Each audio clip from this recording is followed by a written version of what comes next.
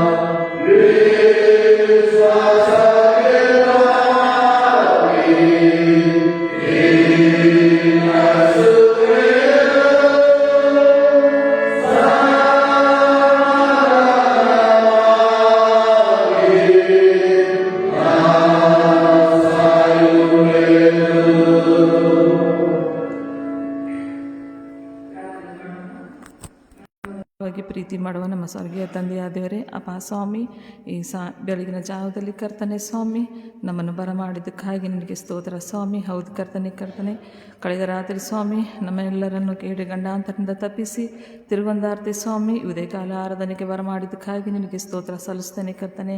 ಹೌದು ಸ್ವಾಮಿ ಕರ್ತನೆ, ಇದರಲ್ಲಿ ಕರ್ತನೆ ಸ್ವಾಮಿ ನಾವು ಬರಬೇಕಾದಂಥ ಪ್ರತಿಯೊಬ್ಬ ಜನರನ್ನು ಕರ್ತನೆ ಸ್ವಾಮಿ ನೀನು ನಮ್ಮನ್ನು ದಾರಿಯನ್ನು ಸರಗ ಮಾಡಿ ಬರಮಾಡಿದ್ದಿ ಕರ್ತನೆ, ಅದಕ್ಕಾಗಿ ನಿನಗೆ ಸ್ತೋತ್ರ ಸ್ವಾಮಿ.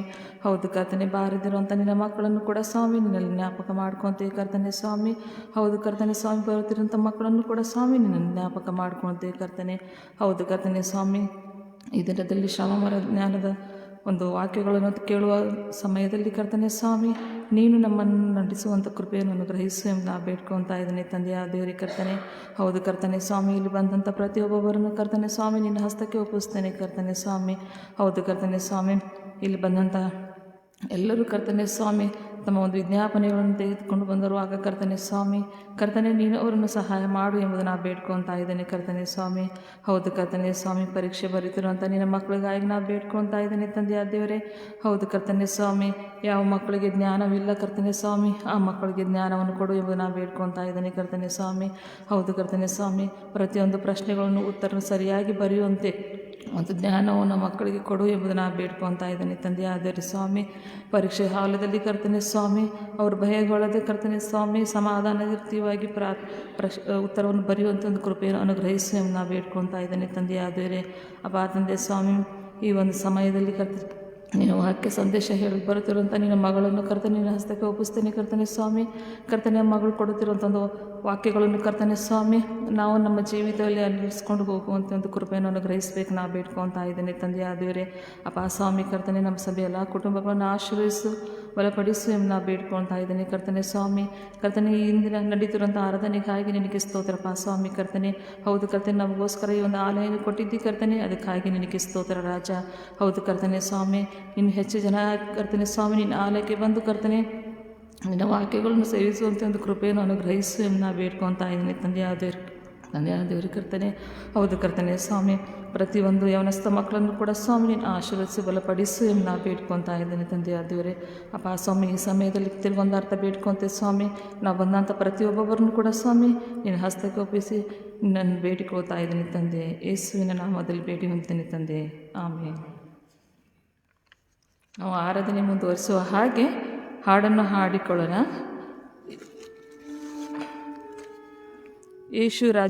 ಯೇಸು ರಾಜ ಏಕಿ ಮಸಿಹ ಎಂದು ಹಾಡನ್ನು ಹಾಡೋಣ.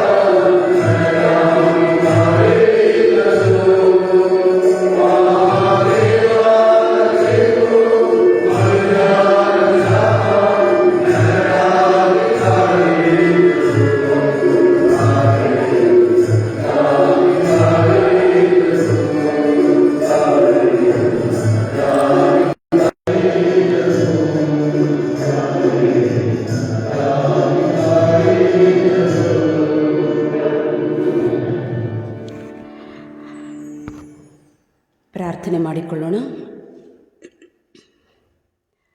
ಕ್ಷಣಕಾಲ ಮೌನವಾಗಿದ್ದುಕೊಂಡು ಕರ್ತನ ವಾಕ್ಯವನ್ನು ಕೇಳಿಸಿಕೊಳ್ಳುವುದಕ್ಕಾಗಿ ನಮ್ಮನ್ನು ನಾವು ಸಿದ್ಧಪಡಿಸಿಕೊಳ್ಳೋಣ.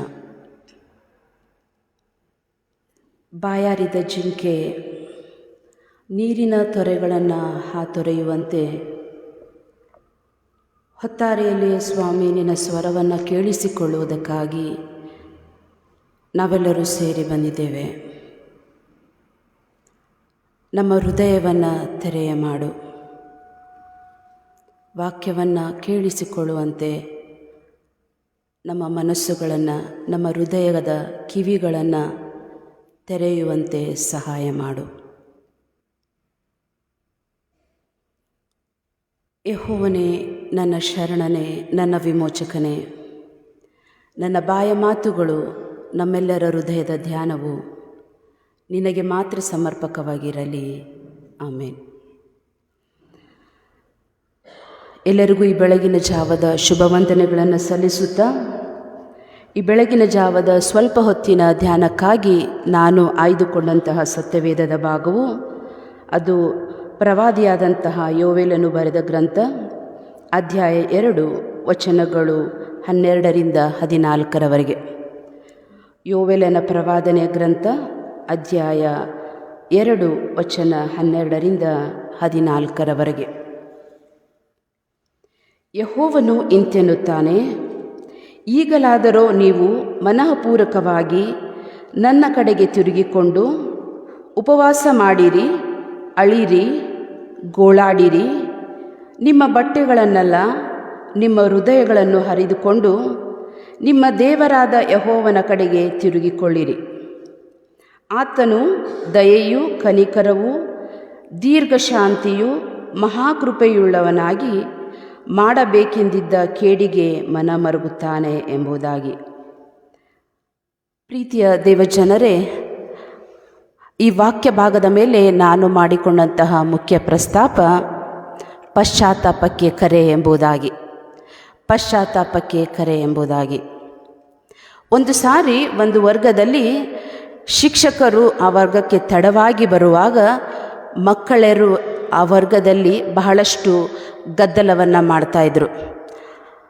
ಆ ಒಂದು ವರ್ಗದಲ್ಲಿ ಬಹಳ ತುಂಟತನ ಮಾಡುತ್ತಿರುವಂತಹ ಒಂದು 3 ವಿದ್ಯಾರ್ಥಿಗಳು ಬೇರೆ ಮಕ್ಕಳನ್ನು ಅವರು ಚುಡಾಯಿಸುವಂಥದ್ದು, ತೊಂದರೆಯನ್ನು ಕೊಡುವಂಥದ್ದು, ಬಹಳಷ್ಟು ಗಲಾಟೆಯನ್ನು ಅಲ್ಲಿ ಆ ಮಕ್ಕಳು ಮಾಡ್ತಾಯಿದ್ದರು. ಆ ಒಂದು ಸಂದರ್ಭದಲ್ಲಿ ಶಿಕ್ಷಕರು ಆ ಒಂದು ವರ್ಗವನ್ನು ಪ್ರವೇಶಿಸುವಾಗ, ಯಾಕೆ ಗಲಾಟೆ ಮಾಡ್ತಾ ಇದ್ದೀರಿ, ಏನಿದು ಎಂಬುದಾಗಿ ಶಿಕ್ಷಕರು ಕೇಳುವಾಗ, ಗಲಾಟೆ ಮಾಡಿದಂತಹ ಮಕ್ಕಳು ಅವರು ತಮ್ಮನ್ನು ತಾವು ತೋರ್ಪಡಿಸಿಕೊಳ್ಳದೆ ಸುಮ್ಮನೆ ಕುಳಿತುಕೊಂಡು ಅಭ್ಯಾಸ ಮಾಡುತ್ತಿರುವಂಥ ಒಬ್ಬ ಸಾಧು ವಿದ್ಯಾರ್ಥಿಯನ್ನು ಈತನೇ ಗಲಾಟೆ ಮಾಡಿದ್ದು, ಈತನೇ ತೊಂದರೆ ಕೊಟ್ಟಿದ್ದು ಎಂಬುದಾಗಿ ಆ ವಿದ್ಯಾರ್ಥಿಯನ್ನು ತೋರಿಸುವಾಗ ಶಿಕ್ಷಕರು ಬಹಳ ಸಿಟ್ಟಿಗೆದ್ದು ಆ ವಿದ್ಯಾರ್ಥಿಗೆ ಚೆನ್ನಾಗಿ ಅವರು ಹೊಡೆಯುವಂಥವರಾಗಿದ್ದಾರೆ. ಹೊಡೆಯುವಾಗ ಆ ಏನೂ ತಪ್ಪು ಮಾಡದಂತಹ ವಿದ್ಯಾರ್ಥಿ ಆ ನೋವನ್ನು ಆತನು ಅನುಭವಿಸಿದ, ಅವಮಾನವನ್ನು ಆತನು ಅನುಭವಿಸಿ ಸುಮ್ಮನೆ ಕುಳಿತುಕೊಂಡು ಆತನು ಅಳಲು ಪ್ರಾರಂಭಿಸಿದ. ಯಾರಿಗೂ ಏನನ್ನು ಅನ್ನಲಿಲ್ಲ. ಆ ವಿದ್ಯಾರ್ಥಿ ಆ ನೋವನ್ನು, ಆ ವೇದನೆಯನ್ನು ಆತನು ಅನುಭವಿಸಲಿಕ್ಕೆ ಪ್ರಾರಂಭ ಮಾಡಿದ. ಇದನ್ನು ಗಮನಿಸಿದಂತಹ ಆ ಒಬ್ಬ ತುಂಟ ಹುಡುಗ ಇನ್ನೊಬ್ಬ ತನ್ನ ಒಂದು ಸ್ನೇಹಿತನಿಗೆ ಹೇಳ್ತಾ ಇದ್ದಾನೆ, ನಾವು ಈ ರೀತಿಯಾಗಿ ಮಾಡಬಾರ್ದಾಗಿತ್ತು. ತಪ್ಪು ನಾವು ಮಾಡಿದಂತಹ ತಪ್ಪನ್ನು ಏನು ಮಾಡಿದ ಆ ವಿದ್ಯಾರ್ಥಿಯ ಮೇಲೆ, ನನ್ನ ಸ್ನೇಹಿತನ ಮೇಲೆ ನಾವು ಆ ತಪ್ಪನ್ನು ಹೊರಿಸಿದೆವು ಎಂಬುದಾಗಿ ಒಬ್ಬರಿಗೊಬ್ಬರು ಅವರು ಮಾತನಾಡಿಕೊಂಡು ಆ ಒಂದು ಶಾಲೆಯ ಅವಧಿ ಮುಗಿಯವರೆಗೆ ಆ ಮಗು ಅಳುತ್ತಾ, ತನ್ನ ಸ್ನೇಹಿತ ಅಳುವಾಗ ಅಲ್ಲಿ ಆ 3 ಸ್ನೇಹಿತರು ಹೋಗಿ ಅವನಿಗೆ ತಾವು ಮಾಡಿದಂತಹ ತಪ್ಪನ್ನು ಅವರು ಅವನ ಮುಂದೆ ಹೇಳಿ ಅವನನ್ನು ಅಪ್ಪಿಕೊಂಡು, ದಯವಿಟ್ಟು ನಮ್ಮನ್ನು ಕ್ಷಮಿಸು, ಇನ್ನು ಮೇಲೆ ನಾವು ಈ ರೀತಿಯಾಗಿ ಮಾಡುವುದಿಲ್ಲ, ನಾವು ಮಾಡಿದಂಥ ತಪ್ಪನ್ನು ಕ್ಷಮಿಸು ಎಂಬುದಾಗಿ ಆ 3 ವಿದ್ಯಾರ್ಥಿಗಳು ಅವನಲ್ಲಿ ಕ್ಷಮೆಯನ್ನು ಕೇಳಿದರು. ಅಷ್ಟಕ್ಕೆ ಆ ಮಕ್ಕಳು ನಿಂತುಕೊಳ್ಳದೆ ಮುಂದೆ ತಮ್ಮ ಶಿಕ್ಷಕರ ಬಳಿಗೂ ಕೂಡ ಅವರು ಹೋಗಿ ಅಲ್ಲಿ ಆ ಶಿಕ್ಷಕರ ಮುಂದೆಯೂ ಕೂಡ ತಾವು ಮಾಡಿದಂತಹ ತಪ್ಪನ್ನು ಅವರು ಒಪ್ಪಿಕೊಂಡರು ಎಂಬುದಾಗಿ ಆ ಒಂದು ಘಟನೆಯಲ್ಲಿ ನಾವು ನೋಡ್ತೇವೆ. ಪ್ರಿಯ ದೇವಜನರೇ, ಪಶ್ಚಾತ್ತಾಪ ಅನ್ನುವಂಥದ್ದು ನಮ್ಮೆಲ್ಲರ ಜೀವಿತದಲ್ಲಿ ಅದು ಇರುವಂತಹ ಸಂಗತಿಯಾಗಿದೆ. ನಾವು ಮಾಡಿದಂತಹ ತಪ್ಪುಗಳನ್ನು ಯಥಾರ್ಥವಾಗಿ ನಾವು ದೇವರ ಮುಂದೆ ಅದನ್ನು ನಾವು ಒಪ್ಪಿಕೊಳ್ಳುವಂಥದ್ದನ್ನು ನಾವು ಪಶ್ಚಾತ್ತಾಪ ಎಂಬುದಾಗಿ ನಾವು ತಿಳಿದುಕೊಳ್ಳಬೇಕು. ನಿಜವಾದ ಪಶ್ಚಾತ್ತಾಪ ಅದು ಬರೀ ಬಾಯಿಯಿಂದ ಬರುವಂಥದ್ದಲ್ಲ. ನಿಜವಾದ ಪಶ್ಚಾತ್ತಾಪ ಅದು ನಮ್ಮ ಹೃದಯದಿಂದ ಅದು ಬರುವಂತಹದ್ದಾಗಿದೆ. ಯಾವಾಗ ನಾವು ಹೃದಯದಿಂದ ನಮ್ಮ ತಪ್ಪುಗಳನ್ನು ದೇವರ ಮುಂದೆ ಅಥವಾ ಮನುಷ್ಯರ ಮುಂದೆ ನಾವು ಮಾಡಿದಂಥ ತಪ್ಪುಗಳನ್ನು ನಾವು ಒಪ್ಪಿಕೊಳ್ಳುತ್ತೇವೆಯೋ ಆಗ ನಿಜವಾದಂತಹ ಒಂದು ಮಾನಸಾಂತರ ಅದು ನಮ್ಮ ಜೀವಿತದಲ್ಲಿ ಅದು ಉಂಟಾಗುವಂಥದ್ದಾಗಿದೆ. ಒಂದು ವೇಳೆ ನಿಜವಾದ ಒಂದು ಪಶ್ಚಾತ್ತಾಪ, ನಿಜವಾದಂತಹ ಒಂದು ಮಾನಸಾಂತರ ಅದು ನಮ್ಮ ಹೃದಯದಿಂದ ಅದು ಬರುವಾಗ ಆಗ ನಮ್ಮ ಜೀವಿತ ಅದು ಸಂಪೂರ್ಣವಾಗಿ ಬದಲಾಗುವಂಥದ್ದಾಗಿದೆ. ಆ ಮಕ್ಕಳನ್ನು ನಾವು ನೋಡುವಾಗ ತಮ್ಮ ತಪ್ಪುಗಳನ್ನು ಅವರು ಯಥಾರ್ಥವಾಗಿ ಅವರು ಒಪ್ಪಿಕೊಳ್ಳುವಂಥವರಾಗಿದ್ದಾರೆ. ಇನ್ನು ಮುಂದೆ ನಾವು ಈ ರೀತಿಯಾಗಿ ನಿನ್ನ ಮೇಲೆ ತಪ್ಪನ್ನು ಹೊರಿಸುವುದಿಲ್ಲ ಎಂಬುದಾಗಿ ಅವರು ಅಲ್ಲಿ ಪಶ್ಚಾತ್ತಾಪವನ್ನು ಪಡುವಂಥದ್ದನ್ನು ನಾವು ನೋಡುವವರಾಗಿದ್ದೇವೆ. ಪ್ರಿಯ ದೇವ ಜನರೇ, ನಾವುಗಳು ಸಹ ನಾವು ಹೃದಯಪೂರ್ವಕವಾಗಿ ಕರ್ತನ ಮುಂದೆ ನಮ್ಮ ತಪ್ಪುಗಳನ್ನು ನಾವು ಪಶ್ಚಾತ್ತಾಪದಿಂದ ನಾವು ಕಣ್ಣೀರಿಟ್ಟು ನಾವು ಆತನಲ್ಲಿ ನಾವು ಬೇಡಿಕೊಳ್ಳುವುದೇ ಆದರೆ ಆತನು ನಮಗೆ ನೂತನ ಜೀವಿತವನ್ನು ಆತನು ಕೊಡುವಾತನಾಗಿದ್ದಾನೆ. ಹಾಗಾದರೆ ಪ್ರಿಯ ದೇವಜನರೇ, ವಾಕ್ಯವನ್ನು ನಾವು ಓದಿಕೊಂಡೆವು. ಯೋವೇಲನು ಅಲ್ಲಿ ತನ್ನ ಜನರಿಗೆ ಪಶ್ಚಾತ್ತಾಪದ ಕರೆಯನ್ನು ಆತನು ನೀಡುವಾತನಾಗಿದ್ದಾನೆ ಎಂಬುದಾಗಿ ಈ ವಾಕ್ಯ ಭಾಗದ ತಲೆ ಬರಹದಲ್ಲಿ ನಾವು ಅದನ್ನು ನೋಡಿಕೊಳ್ಳುವಂಥವರಾಗಿದ್ದೇವೆ. ತನ್ನ ಜನರನ್ನು ಆತನು ಪಶ್ಚಾತ್ತಾಪಕ್ಕೆ ಆತನು ನಡೆಸಿದನು ಎಂಬುದಾಗಿ, ಅಲ್ಲಿ ಪ್ರೇರೇಪಿಸಿದನು ಎಂಬುದಾಗಿ ಆ ವಾಕ್ಯ ಭಾಗದ ತಲೆ ಬರಹದಲ್ಲಿ ನಾವು ನೋಡ್ತಾ ಇದ್ದೇವೆ. ಈ ವಾಕ್ಯದ ಹಿಂದಿನ ಭಾಗದಲ್ಲಿಯೂ ನಾವು ನೋಡುವಾಗ, ಅಂದರೆ 1ನೇ ಅಧ್ಯಾಯದಲ್ಲಿ ಕೂಡ ನಾವು ನೋಡುವಾಗ, ಪ್ರವಾದಿಯಾದಂತಹ ಯೋವೇಲನು ಪಾಪಗಳಿಗಾಗಿ ಪಶ್ಚಾತ್ತಾಪ ಪಡುವುದಕ್ಕಾಗಿ ಮಾತ್ರ ಆತನು ಪ್ರೇರೇಪಿಸಲಿಲ್ಲ. ಹಿಂದಿನ ಅಧ್ಯಾಯದಲ್ಲಿ ನಾವು ನೋಡುವಾಗ ಪ್ರಾರ್ಥನೆ ಮಾಡುವುದಕ್ಕಾಗಿಯೂ ಕೂಡ ಆತನು ತನ್ನ ಜನರನ್ನು ಆತನು ಪ್ರೇರೇಪಿಸಿದನು ಎಂಬುದಾಗಿ ಆ ವಾಕ್ಯ ಭಾಗದಲ್ಲಿ ನಾವು ನೋಡುವಂಥವರಾಗಿದ್ದೇವೆ.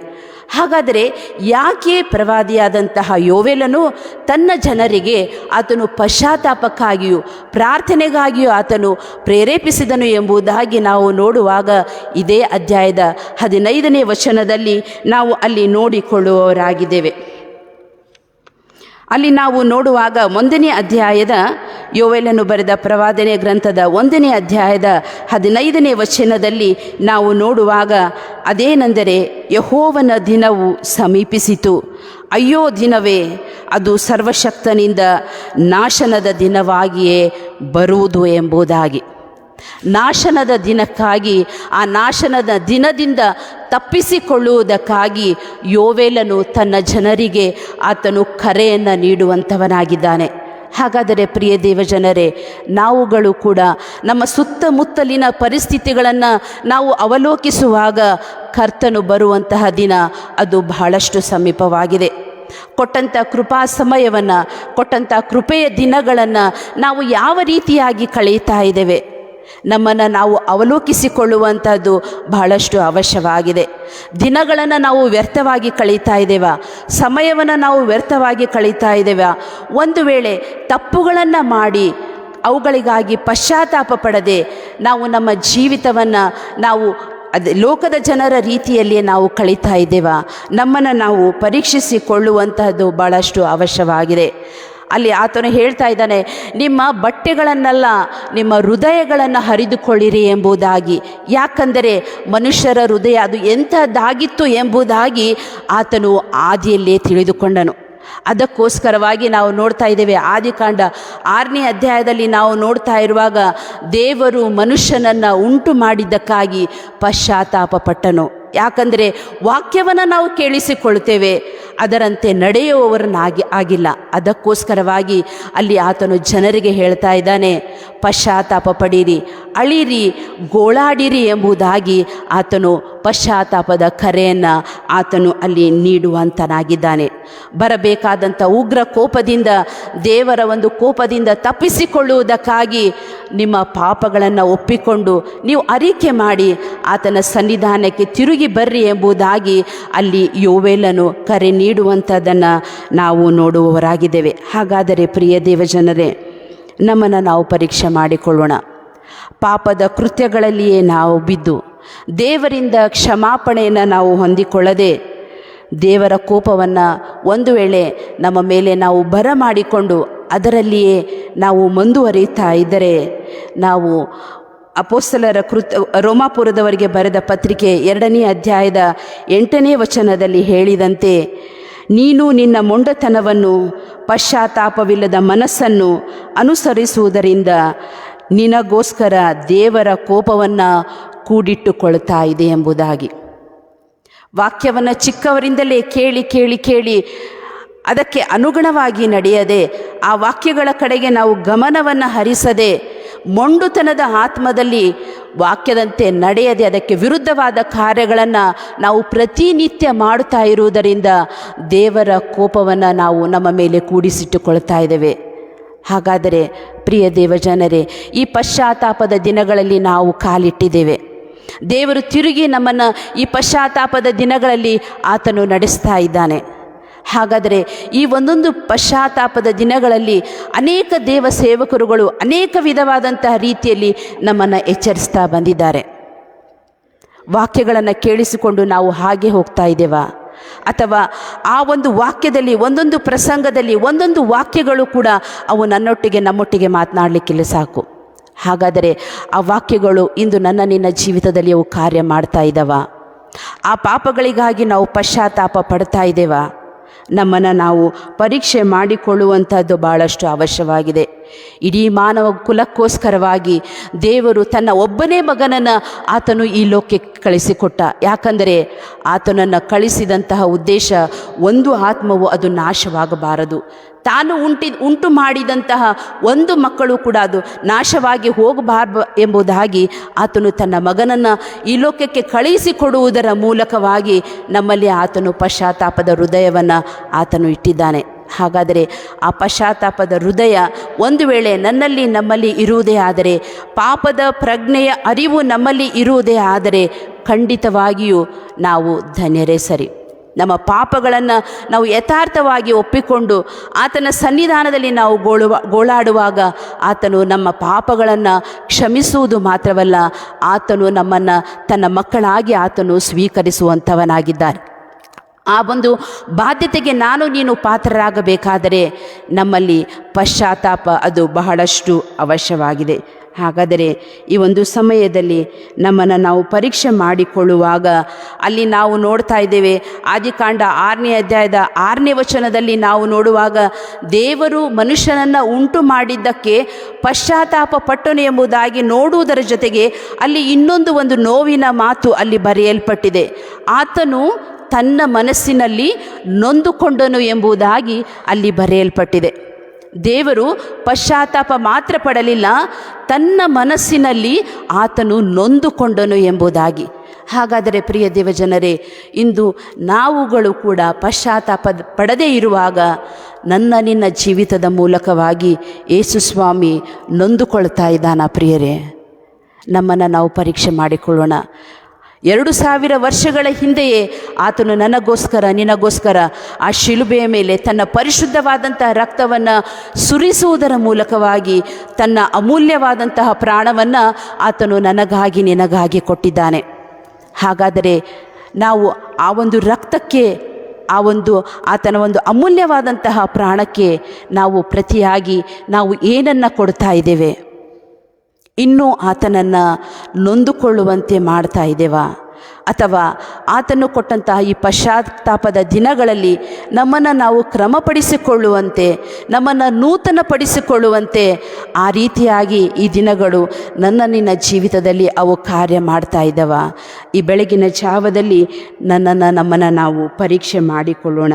ಹಾಗಾದರೆ ಪ್ರಿಯ ದೇವಜನರೇ, ಈ ಬೆಳಗಿನ ಜಾವದಲ್ಲಿ ನಾವು ನಮ್ಮ ಎಲ್ಲ ಪಾಪಗಳನ್ನು ಬಿಟ್ಟವರಾಗಿ ಆತನ ದೃಷ್ಟಿಯಲ್ಲಿ ಅಮೂಲ್ಯರಾಗಿ ನಾವು ಕಾಣಿಸಿಕೊಳ್ಳಬೇಕಾದರೆ ಸ್ವಲ್ಪ ಹೊತ್ತು ನಾವು ಈ ಪಶ್ಚಾತ್ತಾಪ ಪಡುವುದರಿಂದ ನಮ್ಮ ಜೀವಿತಗಳಲ್ಲಿ ನಾವು ಹೊಂದಿಕೊಳ್ಳಬೇಕಾದಂತಹ 3 ಸಂಗತಿಗಳನ್ನು ನಾವು ಧ್ಯಾನ ಮಾಡಿಕೊಳ್ಳೋಣ. ಮೊದಲನೇದಾಗಿ, ನಾವು ಪಶ್ಚಾತ್ತಾಪ ಪಡುವಾಗ ನಮ್ಮ ಪಾಪಗಳು ಅವು ಕ್ಷಮಿಸಲ್ಪಡುತ್ತವೆ. ನಾವು ಪಶ್ಚಾತ್ತಾಪ ಪಡುವಾಗ ನಮ್ಮ ಪಾಪಗಳು ಕ್ಷಮಿಸಲ್ಪಡುತ್ತೇವೆ ಎಂಬುದಾಗಿ ನಾವು ತಿಳಿದುಕೊಳ್ಳುವಂಥವರಾಗಿದ್ದೇವೆ. ಯಾವಾಗ ನಾವು ನಮ್ಮ ಹೃದಯದ ಅಂತರಾಳದಿಂದ ಯೇಸುವಿನ ಮುಂದೆ ನಾವು ಯಥಾರ್ಥವಾಗಿ ನಾವು ಬೇಡಿಕೊಳ್ಳುವಾಗ ಆತನು ನಮ್ಮ ತಪ್ಪುಗಳನ್ನು, ನಮ್ಮ ಪಾಪಗಳನ್ನು ಕ್ಷಮಿಸುವ ಆತನಾಗಿದ್ದಾನೆ. ನಮ್ಮನ್ನು ತನ್ನ ಪರಿಶುದ್ಧ ರಕ್ತದಿಂದ ತೊಳೆದು ಆತನು ನಮ್ಮನ್ನು ಶುದ್ಧೀಕರಿಸುವ ಆತನಾಗಿದ್ದಾನೆ. ನಮಗೆ ನೂತನ ಜೀವಿತವನ್ನು ಕೊಡುವುದರ ಮೂಲಕವಾಗಿ ತನ್ನ ಮಕ್ಕಳಾಗುವಂತಹ ಬಾಧ್ಯತೆಯನ್ನು ಆತನು ನಮ್ಮೆಲ್ಲರಿಗೆ ಆತನು ಅನುಗ್ರಹಿಸುವ ಆತನಾಗಿದ್ದಾನೆ. ಇಂದಿನ ವಾಕ್ಯ ಭಾಗದಲ್ಲಿ ನಾವು ನೋಡುವಾಗ ಯೋವೇಲನು ತನ್ನ ಜನರಿಗೆ ಪಾಪ ಕ್ಷಮಾಪಣೆಗಾಗಿ ಆತನು ಅಲ್ಲಿ ಕರೆ ನೀಡುವಂಥದ್ದನ್ನು ನಾವು ನೋಡುವಂಥವರಾಗಿದ್ದೇವೆ.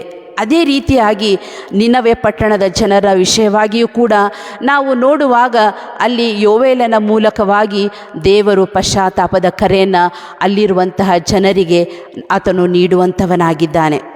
ಆ ಒಂದು ವಾಕ್ಯ ಭಾಗದಲ್ಲಿ ನಾವು ನೋಡುವಾಗ ದೇವರು ಪ್ರವಾದಿಯ ಮೂಲಕವಾಗಿ ಅಲ್ಲಿರುವಂತಹ ಜನರಿಗೆ ಪಶ್ಚಾತ್ತಾಪದ ಕರೆಯನ್ನು ನೀಡುವಾಗ ಅಲ್ಲಿ ನಾವು ನೋಡ್ತಾ ಇದ್ದೇವೆ, ಜನರು, ಪ್ರಾಣಿಗಳು, ಪಕ್ಷಿಗಳು, ಚಿಕ್ಕವರಿಂದ ಹಿಡಿದು ದೊಡ್ಡವರ ತನಕ, ಅರಸನು ಕೂಡ ತನ್ನ ಸಿಂಹಾಸನವನ್ನು ತ್ಯಜಿಸಿದವನಾಗಿ ಎಲ್ಲರೂ ಬೂದಿಯಲ್ಲಿ ಕುಳಿತುಕೊಂಡರು ಎಂಬುದಾಗಿ ಆ ವಾಕ್ಯ ಭಾಗದಲ್ಲಿ ನಾವು ನೋಡ್ತಾ ಇದ್ದೇವೆ.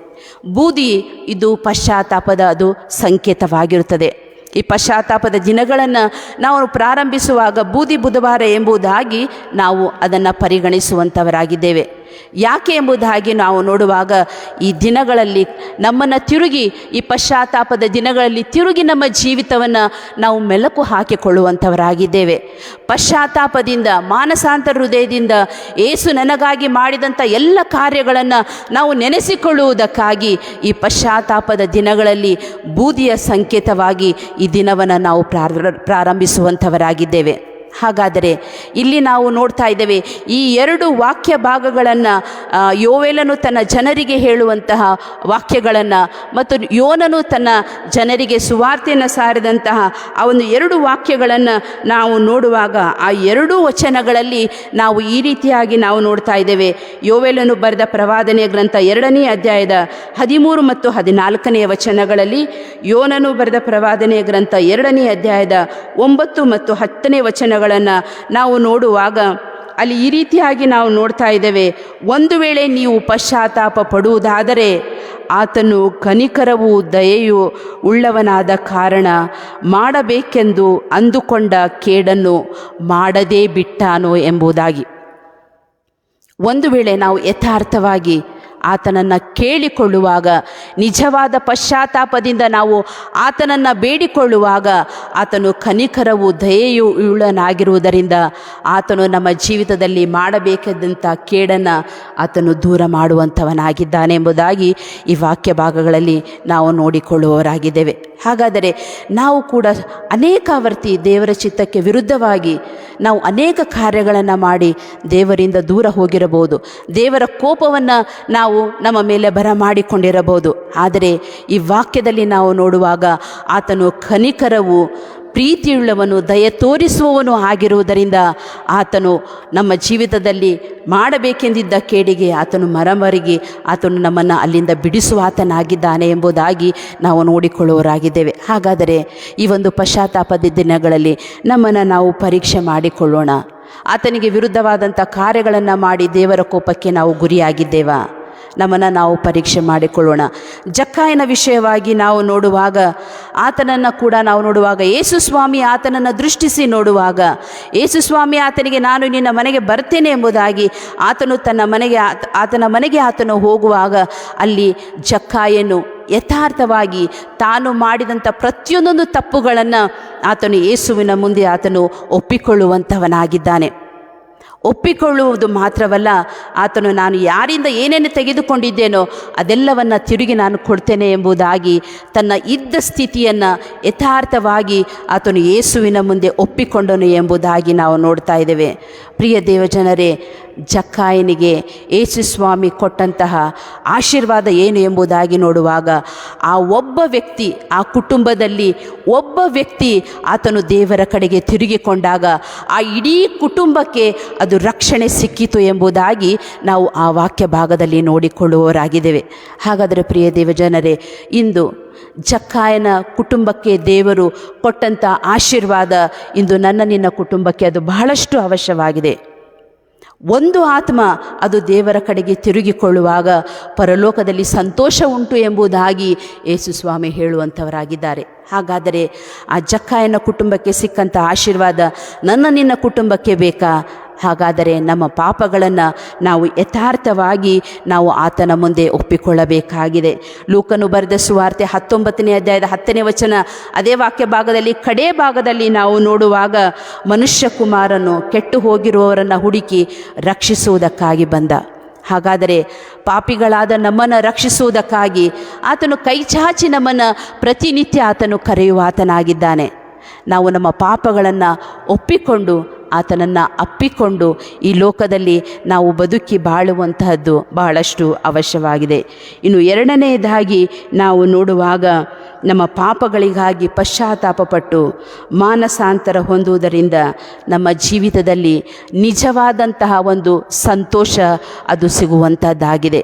ಪಶ್ಚಾತ್ತಾಪ ಪಡುವುದರಿಂದ ನಮ್ಮ ಜೀವಿತದಲ್ಲಿ ನಿಜವಾದಂತಹ ಒಂದು ಸಂತೋಷ ಅದು ನಮಗೆ ಸಿಗುವಂಥದ್ದಾಗಿದೆ. ಲೂಕನು ಬರೆದ ಸುವಾರ್ತೆ 15ನೇ ಅಧ್ಯಾಯದ 1-32 ವಚನಗಳನ್ನು ನಾವು ನೋಡಿಕೊಳ್ಳುವಾಗ, ಯೇಸು ಸ್ವಾಮಿ ಅಲ್ಲಿ 3 ಸಾಮ್ಯಗಳನ್ನು ಆತನು ಹೇಳುವಂಥವನಾಗಿದ್ದಾನೆ. ಆ 3 ಸಾಮ್ಯಗಳನ್ನು ನಾವು ನೋಡುವಾಗ, ಮೊದಲನೆಯದಾಗಿ ಅಲ್ಲಿ ನಾವು ನೋಡ್ತಾ ಇದ್ದೇವೆ, ಕಳೆದು ಹೋದಂತಹ ಒಂದು ಕುರಿಮರಿ ಎಂಬುದಾಗಿ. 100 ಕುರಿಗಳಲ್ಲಿ ಕಳೆದು ಹೋದಂತಹದ್ದು ಒಂದು ಕುರಿಮರಿ ಎಂಬುದಾಗಿ. ಮತ್ತು ಎರಡನೇದಾಗಿ ನಾವು ನೋಡುವಾಗ, ಕಳೆದು ಹೋದಂತಹ ಪಾವಲಿ ಅದು ಸಿಕ್ಕಂಥ ವಿಷಯವಾಗಿ ನಾವು ನೋಡುವಂಥವರಾಗಿದೆ. 3ನೇ ಸಾಮ್ಯ ತಪ್ಪಿ ಹೋದಂತಹ ಮಗನ ಸಾಮ್ಯವಾಗಿ. ಹೌದು ಪ್ರಿಯರೇ, ಈ 3 ಸಾಮ್ಯಗಳನ್ನು ನಾವು ನೋಡುವಾಗ, ಒಂದು ಕುರಿ ತಪ್ಪಿ ಹೋಯಿತು, ಒಂದು ಕುರಿ ಅದು ಅಲ್ಲಿ ತಪ್ಪಿ ಹೋಯಿತು. ಆದರೆ ಕುರುಬ 99 ಕುರಿಗಳು ಇದ್ದಾವೆ ಸಾಕು ಎಂಬುದಾಗಿ ಆತನು ಬಿಡಲಿಲ್ಲ. ದೀಪವನ್ನು ತೆಗೆದುಕೊಂಡು ಕಾಡಿಗೆ ಹೋಗಿ ಅದು ಆತನು ಸಿಗುವವರೆಗೆ ಆತನ ಹುಡುಕಿಕೊಂಡನು ಎಂಬುದಾಗಿ ನೋಡ್ತಾ ಇದ್ದೇವೆ.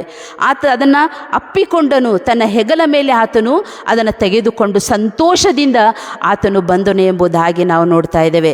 99 ಕುರಿಗಳು ಆತನಲ್ಲಿ ಇದ್ದವು, ಅವುಗಳಿಗಾಗಿ ಆತನು ಸಂತೋಷ ಪಡಲಿಲ್ಲ. ಬದಲಾಗಿ ಕಳೆದು ಹೋದಂತಹ ಕುರಿಗಾಗಿ ಆತನು ತವಕಪಟ್ಟ, ಅದನ್ನು ಹುಡುಕಿಕೊಂಡು ಅದನ್ನು ಬರುವುದಕ್ಕಾಗಿ ಆತನು ತವಕಪಟ್ಟನೆ ಎಂಬುದಾಗಿ ನಾವು ನೋಡ್ತಾ ಇದ್ದೇವೆ. ಆ ಒಂದು ಕುರಿ ಅದು ಸಿಕ್ಕಾಗ ಆತನ ಸಂತೋಷಕ್ಕೆ ಅಲ್ಲಿ ಪಾರವೇ ಇಲ್ಲದೆ ಆಯಿತು ಎಂಬುದಾಗಿ ನಾವು ನೋಡ್ತಾ ಇದ್ದೇವೆ. ಬಹಳಷ್ಟು ಸಂತೋಷವನ್ನು ಪಟ್ಟನು ಎಂಬುದಾಗಿ ನಾವು ಅಲ್ಲಿ ನೋಡುವಂಥವರಾಗಿದ್ದೇವೆ. ಮತ್ತು ಎರಡನೇ ಸಾಮ್ಯವನ್ನು ನಾವು ನೋಡುವಾಗ, ಕಳೆದು ಹೋದಂತಹ ಪಾವಲಿ, ಆಕೆ ಕಸವನ್ನು ಗುಡಿಸಿ, ದೀಪವನ್ನು ಹಚ್ಚಿ ಕಸವನ್ನು ಗುಡಿಸಿ ಅದು ಸಿಕ್ಕುವವರೆಗೆ ಆಕೆ ಹುಡುಕಿದಳು ಎಂಬುದಾಗಿ ನಾವು ನೋಡ್ತಾ ಇದ್ದೇವೆ. ಆ ಒಂದು ಪಾವಲಿ ಸಿಗುವಾಗ ಆ ವಾಕ್ಯ ಭಾಗದಲ್ಲಿ ನಾವು ನೋಡ್ತಾ ಇದ್ದೇವೆ, ಆಕೆ ತನ್ನ ಗೆಳತಿಯರನ್ನು, ನೆರೆಹೊರೆಯವರನ್ನು ಕೂಡಿಸಿ ಆಕೆ ಅಲ್ಲಿ ಹೇಳ್ತಾ ಇದ್ದಾಳೆ, ಕಳೆದು ಹೋದಂತಹ ಪಾವಲಿ ಸಿಕ್ಕಿತು ಎಂಬುದಾಗಿ ಎಲ್ಲರೊಟ್ಟಿಗೆ ಆಕೆ ತನ್ನ ಸಂತೋಷವನ್ನು ಆಕೆ ಹಂಚಿಕೊಂಡಳು ಎಂಬುದಾಗಿ ನಾವು ನೋಡುವಂಥವರಾಗಿದ್ದೇವೆ. ಇನ್ನು ತಪ್ಪಿ ಹೋದ ಮಗನ ಸಾಮ್ಯವನ್ನು ನಾವು ನೋಡುವಾಗ, ತಪ್ಪಿ ಹೋದ ಮಗನು ತನ್ನ ತಪ್ಪನ್ನು ಒಪ್ಪಿಕೊಂಡು ಆತನು ತಿರುಗಿ ಬರುವಾಗ ತಂದೆ ಆ ಮಗನ ದಾರಿಯನ್ನೇ ಕಾಯ್ತಾ ಇದ್ದ. ಯಾವಾಗ ನನ್ನ ಮಗ ತಿರುಗಿ ಬರ್ತಾನೆ ಎಂಬುದಾಗಿ ಆತನ ದಾರಿಯನ್ನು ಆತನು ಕಾಯ್ತಾ ಇದ್ದ. ಮಗನು ಬರುವಾಗ ತಂದೆ ಮಗನ ಪರಿಸ್ಥಿತಿಯನ್ನು ಆತನು ನೋಡಲಿಲ್ಲ. ಆತನು ಗಲೀಜಾದಂಥ ಬಟ್ಟೆಗಳನ್ನು ಹಾಕಿಕೊಂಡಿದ್ದಾನೆ, ಅದರ ಕಡೆಗೆ ಗಮನವಿಲ್ಲ. ಆತನು ವಿಕಾರವಾಗಿ ಹೋಗಿದ್ದಾನೆ, ಅದರ ಕಡೆಗೆ ಆತನ ಗಮನವಿಲ್ಲ. ಆತನು ಓಡಿ ಹೋಗಿ ಗಟ್ಟಿಯಾಗಿ ಮಗನನ್ನು ಅಪ್ಪಿಕೊಂಡು ತನ್ನ ಸಂತೋಷವನ್ನು ಅಲ್ಲಿ ಮಾತ್ರ ಆತನು ವ್ಯಕ್ತಪಡಿಸುವುದಲ್ಲದೆ ತನ್ನ ಎಲ್ಲ ಜನರನ್ನು ಆತನು ಕರೆದುಕೊಂಡು ಒಂದು ದೊಡ್ಡದಾದಂತಹ ಔತಣವನ್ನು ಮಾಡಿ ಆತನು ಸಂತೋಷಪಟ್ಟನು ಎಂಬುದಾಗಿ ಆ ವಾಕ್ಯ ಭಾಗದಲ್ಲಿ ನಾವು ನೋಡಿಕೊಳ್ಳುವವರಾಗಿದ್ದೇವೆ. ಹಾಗಾದರೆ ಇದು ನಿಜವಾದಂತಹ ಸಂತೋಷ. ಇದು ನಿಜವಾದಂತಹ ಸಂತೋಷ. ಈ ಒಂದು ನಿಜವಾದಂತಹ ಸಂತೋಷ, ಸಮಾಧಾನ ನಮ್ಮ ಜೀವಿತದಲ್ಲಿ ಅದು ಬೇಕಾದರೆ ನಾವು ಯೇಸುವನ್ನು ಆಶ್ರಯಿಸಿಕೊಳ್ಳುವಂತಹದ್ದು ಬಹಳಷ್ಟು ಅವಶ್ಯ. ಲೋಕದ ಅನೇಕ ಸಂಗತಿಗಳ ಕಡೆಗೆ ನಾವು ಓಡಿ ಹೋಗ್ತೇವೆ ನಮಗೆ ಬೇಕಾದಂಥ ಸಂತೋಷಕ್ಕಾಗಿ. ಅವೆಲ್ಲವೂ ಕ್ಷಣಿಕವಾದಂತಹ ಸಂತೋಷ. ಕಳೆದು ಹೋದಂತಹದ್ದು ತಿರುಗಿ ಸಿಕ್ಕುವಾಗ, ನನ್ನ ಜೀವಿತ ಅದು ನೂತನವಾಗುವಾಗ ಶಾಶ್ವತವಾದಂತಹ ಸಂತೋಷ ಅದು ನನ್ನನ್ನು ನಿನ್ನನ್ನು ಆವರಿಸಿಕೊಳ್ಳುವಂತಹದ್ದಾಗಿದೆ. ಈ ಒಂದು ಶಾಶ್ವತವಾದಂತಹ ಸಂತೋಷವನ್ನು ಅದನ್ನು ಯಾರಿಂದಲೂ ಕೂಡ ಅದನ್ನು ಕಸಿದುಕೊಳ್ಳಲು ಸಾಧ್ಯವಿಲ್ಲ.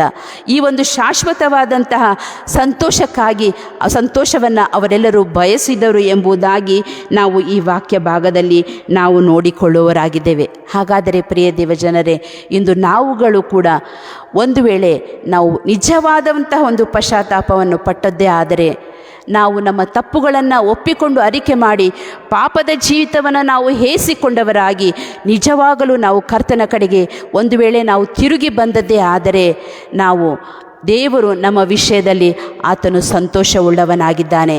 ನಾವು ಕೂಡ ಆ ಒಂದು ಸಂತೋಷವನ್ನು ನಿನ್ನ ಜೀವಿತದಲ್ಲಿ ನಾವು ಅನುಭವಿಸುವವರಾಗಿದ್ದೇವೆ. ಹಾಗಾದರೆ ಪ್ರಿಯ ದೇವಜನರೇ, ಈ ಬೆಳಗಿನ ಜಾವದಲ್ಲಿ ಈ ಸಂತೋಷಕ್ಕೆ ನಾವು ಬಾಧ್ಯರಾಗಬೇಕಾ? ಯಾವ ರೀತಿಯಾಗಿ ಯೇಸು ಸ್ವಾಮಿ ಆ ಒಂದು ಕಳೆದು ಹೋದಂತಹ ಕುರಿಯನ್ನು ಆತನು ಹುಡುಕಿಕೊಂಡು ಬಂದನೋ, ಅದೇ ರೀತಿಯಾಗಿ ಈ ಪಶ್ಚಾತ್ತಾಪದ ದಿನಗಳಲ್ಲಿ ನನ್ನನ್ನು ನಿನ್ನನ್ನು ಹುಡುಕಿಕೊಂಡು ಆತನು ಬರುವಂಥವನಾಗಿದ್ದಾನೆ.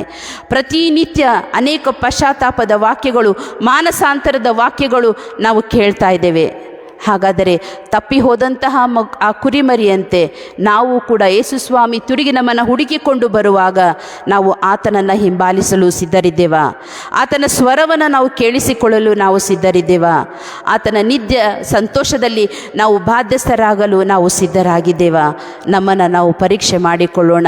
ಈ ಪಶ್ಚಾತ್ತಾಪದ ದಿನಗಳಲ್ಲಿ ತಿರುಗಿ ಮಾನಸಾಂತರದ ಹೃದಯಗಳಿಂದ ನಾವು ಆತನ ಬಳಿಗೆ ಬರುವಾಗ ಆತನು ನನ್ನಿಂದ ಆತನು ಸಂತೋಷ ಬಯಸುವ ಆತನಾಗಿದ್ದಾನೆ. ನಾನು ನೀನು ಆತನ ಕಡೆಗೆ ತಿರುಗಿಕೊಳ್ಳುವಾಗ ಆತನು ಎಲ್ಲರೊಟ್ಟಿಗೆ ಸೇರಿ ಪರಲೋಕದಲ್ಲಿ ಸಂತೋಷ ಪಡುವಂಥವನಾಗಿದ್ದಾನೆ. ಹಾಗಾದರೆ ಇನ್ನೂ ಸಹ ನಾವು ಯೇಸುವನ್ನು ನೊಂದುಕೊಳ್ಳುವಂತೆ ಮಾಡುವಂತಹದ್ದು ಬೇಡ. ಬದಲಾಗಿ ನಿನ್ನ ಜೀವಿತದ ಮೂಲಕವಾಗಿ ಆತನು ಸಂತೋಷ ಪಡುವಂತೆ ನಾನು ನೀನು ಮಾಡುವಂತಹದ್ದು ಬಹಳಷ್ಟು ಅವಶ್ಯವಾಗಿದೆ. ಇನ್ನು ಮೂರನೇದಾಗಿ ನಾವು ನೋಡುವಾಗ, ಪಶ್ಚಾತ್ತಾಪದಿಂದ ಕೂಡಿದ ಮಾನಸಾಂತರ ಜೀವಿತ ಅದು ನಮ್ಮನ್ನು ನಿತ್ಯ ಜೀವಕ್ಕೆ ಅದು ನಡೆಸುವಂತಹದ್ದಾಗಿದೆ. ಮೊದಲನೇದಾಗಿ ನಾವು ನೋಡುವಾಗ ಪಶ್ಚಾತ್ತಾಪದಿಂದ ನಮ್ಮ ಪಾಪಗಳು ಕ್ಷಮಿಸಲ್ಪಡ್ತವೆ. ಎರಡನೇದಾಗಿ ನಾವು ನೋಡುವಾಗ, ಒಂದು ವೇಳೆ ನಿಜವಾದ ಪಶ್ಚಾತ್ತಾಪ ಅದು ನಮ್ಮಲ್ಲಿ ಇರುವಾಗ ನಾವು ಸಂತೋಷದಿಂದ ನಾವು ನಮ್ಮ ಜೀವಿತದಲ್ಲಿ ಸಂತೋಷವನ್ನು ಹೊಂದಿಕೊಳ್ಳುತ್ತೇವೆ. ಮೂರನೇದಾಗಿ ನಾವು ನೋಡುವಾಗ ನಿತ್ಯ ಜೀವಕ್ಕೆ ನಾವು ನಡೆಸಲ್ಪಡುವಂಥವರಾಗಿದ್ದೇವೆ. ಲೂಕನು ಬರೆದ ಸುವಾರ್ತೆ 23ನೇ ಅಧ್ಯಾಯದ 39ರಿಂದ 44 ವಚನಗಳನ್ನು ನಾವು ನೋಡುವಾಗ, ಅಲ್ಲಿ ಕ್ರೂಜೆಯ ಮೇಲೆ ತೂಗಾಡ್ತಿರುವಂಥ ಇಬ್ಬರು ಕಳ್ಳರ ವಿಷಯದಲ್ಲಿ ನಾವು ನೋಡಿಕೊಳ್ಳುವಂಥವರಾಗಿದ್ದೇವೆ. ಆ ಇಬ್ಬರು ಕಳ್ಳರನ್ನು ನೋಡುವಾಗ, ಇಬ್ಬರು ಕಳ್ಳರು ಕೂಡ ಅವರು ತಪ್ಪುಗಳನ್ನು ಮಾಡಿದ್ದಾರೆ. ಆದರೆ ಈ ಸಮಯದಲ್ಲಿ ಅವರಿಬ್ಬರು ಯೇಸು ಸ್ವಾಮಿಯ ಅಕ್ಕಪಕ್ಕಗಳಲ್ಲಿ ಇರುವುದನ್ನು ನಾವು ನೋಡ್ತಾ ಇದ್ದೇವೆ. ಈ ಸಮಯದಲ್ಲಿ ಆ ಇಬ್ಬರ ಕಳ್ಳರ ಆಲೋಚನೆಗಳು ಕೂಡ ಬೇರೆ ಬೇರೆಯಾಗಿವೆ. ಅಲ್ಲಿ ಒಬ್ಬ ಕಳ್ಳನನ್ನು ನಾವು ನೋಡುವಾಗ, ಇಂತಹ ಪರಿಸ್ಥಿತಿಯಲ್ಲಿ ಇರುವಾಗ ಒಬ್ಬ ಕಳ್ಳನು ಯೇಸು ಸ್ವಾಮಿಯನ್ನು ಆತನು ದೂಷಿಸುವಂಥದ್ದನ್ನು ನಾವು ನೋಡ್ತಾ ಇದ್ದೇವೆ.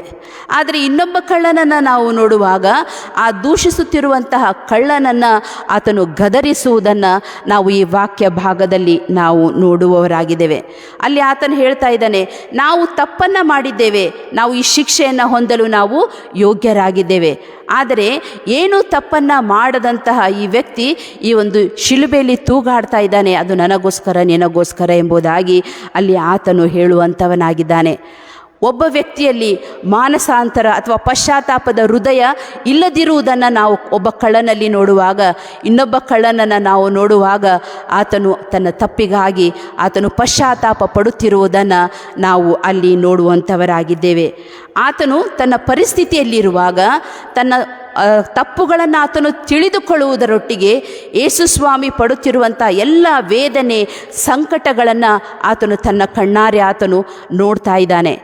ಎಲ್ಲವನ್ನ ಯೇಸು ಸ್ವಾಮಿ ಅನುಭವಿಸುತ್ತಿರುವುದನ್ನು ಪ್ರತ್ಯಕ್ಷವಾಗಿ ಆ ಕಳ್ಳನು ಆತನ ಶಿಲುಬೆಯಲ್ಲಿ ಆತನು ನೋಡ್ತಾ ಇದ್ದಾನೆ.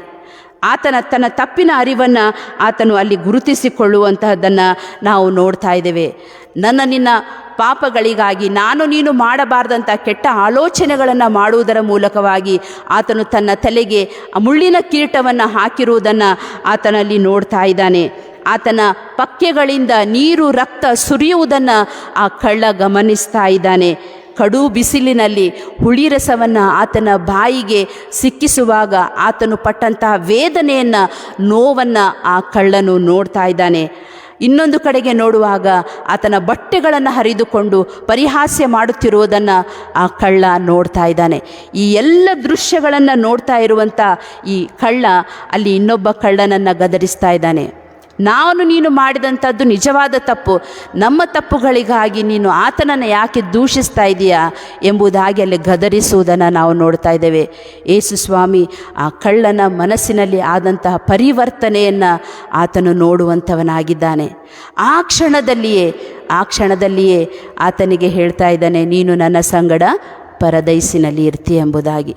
ಪ್ರಿಯ ದೇವ ಜನರೇ, ಆ ಕಳ್ಳನಿಗಾದರೂ ಕಡೇ ಗಳಿಗೆಯಲ್ಲಿ ಪಶ್ಚಾತ್ತಾಪಕ್ಕಾಗಿ, ಮಾನಸಾಂತರಕ್ಕಾಗಿ ಆತನಿಗೆ ಸಮಯ ಸಿಕ್ಕಿತು ಪ್ರಿಯರೇ. ಆದರೆ ನಿನ್ನ ಜೀವಿತದಲ್ಲಿ ನಿನ್ನ ಮರಣ ಯಾವ ರೀತಿಯಾಗಿ ಬರ್ತದೋ ಗೊತ್ತಿಲ್ಲ, ಯಾವ ರೀತಿಯಾಗಿ ನಾವು ಸಾಯುತ್ತೇವೆಯೋ ಗೊತ್ತಿಲ್ಲ. ಆದರೆ ಈ ಪಶ್ಚಾತ್ತಾಪದ ದಿನಗಳಲ್ಲಿ ಕೃಪೆಯ ಸಮಯವನ್ನು ನಿನಗೆ ದೇವರು ಅನುಗ್ರಹಿಸಿದ್ದಾನೆ. ಈ ಕೃಪೆಯ ಸಮಯದಲ್ಲಿ ನಾವು ಇರುವಾಗ ನಾವು ನಿಜವಾಗಿಯೂ ನಮ್ಮ ಪಾಪಗಳಿಗಾಗಿ ಒಂದು ವೇಳೆ ಪಶ್ಚಾತ್ತಾಪ ಪಡುವುದಾದರೆ ಆ ಕಳ್ಳನಿಗೆ ಸಿಕ್ಕಂತಹ ನಿತ್ಯವಾದಂತಹ ಸೌಭಾಗ್ಯ ಅದು ನೀನು ಕೂಡ ನಿನ್ನ ಜೀವಿತದಲ್ಲಿ ನಾವು ಹೊಂದಿಕೊಳ್ಳಲು ಸಾಧ್ಯವೇ. ಹಾಗಾದರೆ ಈ ಬೆಳಗಿನ ಜಾವದಲ್ಲಿ ನಮ್ಮನ್ನು ಪರೀಕ್ಷೆ ಮಾಡಿಕೊಳ್ಳೋಣ. ಆ ನಿತ್ಯ ಜೀವಕ್ಕಾಗಿ ನಾವು ಸೇರಲು ತವಕ ಪಡ್ತಾ ಇದ್ದೇವೆಯಾ, ಅಥವಾ ನಾವು ಕಾಟಾಚಾರಕ್ಕಾಗಿ ಪಶ್ಚಾತ್ತಾಪದ ದಿನಗಳಲ್ಲಿ ನಾವು ಹಾದು ಹೋಗ್ತಾ ಇದ್ದೇವಾ? ಯಾವ ರೀತಿಯಾದಂಥ ಈ ಪಶ್ಚಾತ್ತಾಪದ ದಿನಗಳು ನಿನ್ನ ಜೀವಿತದಲ್ಲಿ ಅವು ಕಾರ್ಯ ಮಾಡ್ತಾ ಇದ್ದಾವೆ? ಬೆಳಗಿನ ಜಾವದಲ್ಲಿ ನಮ್ಮನ್ನು ನಾವು ಪರೀಕ್ಷೆ ಮಾಡಿಕೊಳ್ಳೋಣ. ಈ ಹೊತ್ತಾರೆಯಲ್ಲಿ ಯೇಸು ಸ್ವಾಮಿ ಬರುವುದೇ ಆದರೆ ನೀನು ಸಿದ್ಧರಾಗಿದ್ದೇವೆಯಾ? ಕೃಪೆಯ ಕಾಲ ಅದು ನಿಂತು ಹೋಗುವಂಥದ್ದು ಬಹಳಷ್ಟು ಅತಿ ಹತ್ತಿರವಾಗಿದೆ. ಲೋಕದ ಎಲ್ಲ ಸಂಗತಿಗಳನ್ನು ನಾವು ನೋಡುವಾಗ ಅತಿ ಹತ್ತಿರವಾಗಿದ್ದಾನೆ ಯೇಸು ತಿರುಗಿ ಬರಲಿಕ್ಕೆ. ಸಿದ್ಧರಾಗಿದ್ದೇವೆಯಾ? ಮುಂದಿನ ವರ್ಷದಲ್ಲಿ ನಾವು ಈ ಪಶ್ಚಾತ್ತಾಪದ ದಿನಗಳನ್ನು ಅನುಭವಿಸುತ್ತೇವೆಯೋ ಇಲ್ಲವೋ ನಮಗೆ ಗೊತ್ತಿಲ್ಲ. ಆದರೆ ಇದೇ ಕೃಪಾ ಸಮಯ, ಇದೇ ರಕ್ಷಣೆಯ ದಿನ. ದೇವರ ಕಡೆಗೆ ತಿರುಗಿಕೊಳ್ಳೋಣ. ದೇವರು ಈ ವಾಕ್ಯಗಳನ್ನು ಆಶೀರ್ವದಿಸಲಿ. ಪ್ರಾರ್ಥನೆ ಮಾಡೋಣ.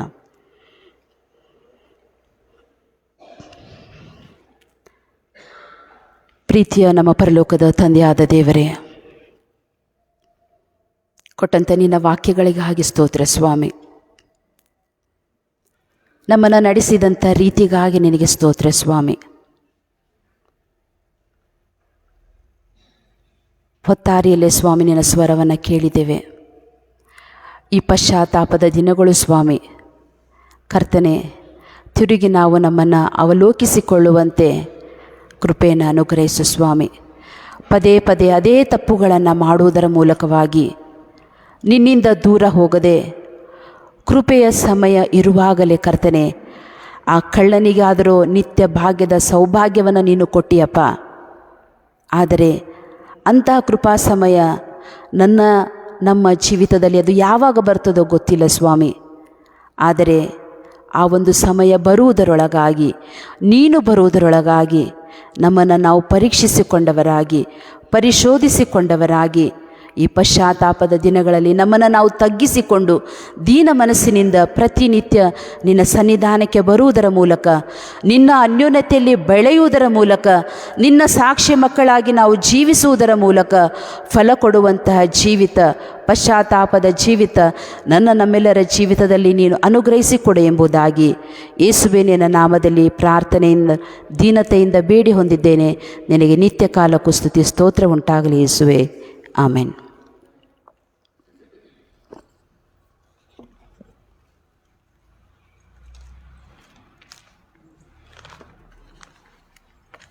ನಾವು ಹಾಡುವಂಥ ಸಂಗೀತಗಳಲ್ಲಿ 215, 1, 3, 5 ಚರಣ ಮಾತ್ರ ಹಾಡಿಕೊಳ್ಳೋಣ.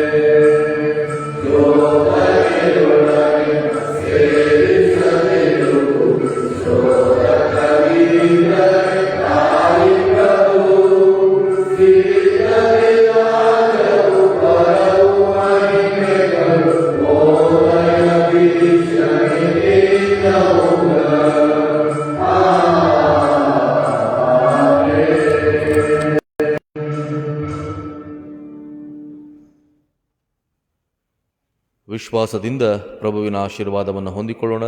ನಮ್ಮ ಕರ್ತನಾದ ಯೇಸು ಕ್ರಿಸ್ತನ ಕೃಪೆ, ತಂದೆಯಾದ ದೇವರ ಪ್ರೀತಿ, ಪರಿಶುದ್ಧಾತ್ಮನ ಅನ್ಯೋನ್ಯತೆ ನಮ್ಮೆಲ್ಲರ ಸಂಗಡ ಈ ಧ್ವನಿವರ್ಧಕದ ಮೂಲಕ, ಜಾಲತಾಣದ ಮೂಲಕ ಈ ಆರಾಧನೆಯಲ್ಲಿ ಭಾಗಿಗಳಾದಂಥ ಪ್ರತಿಯೊಬ್ಬೊಬ್ಬರ ಸಂಗಡ ನಿತ್ಯ ನಿರಂತರ ಕಾಲಕ್ಕೂ ನೆಲೆಯಾಗಿರಲಿ. ಆಮೆನ್.